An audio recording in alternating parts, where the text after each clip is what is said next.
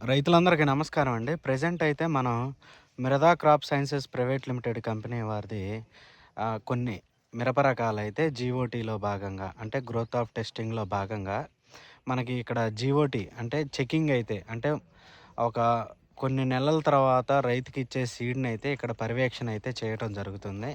దానిలో భాగంగా మొక్క ఎదుగుదల, తర్వాత కాయ ఎలా వస్తుంది, తర్వాత మనం పోయిన సంవత్సరం రైతులకు చూపించినట్టుందా, లేపోతే ఈ సంవత్సరం కాయ మారిందా అనేది ప్రతి ఒక్కటనేది ఇక్కడ చెక్ జేసుకోవడం అయితే జరిగిద్ది.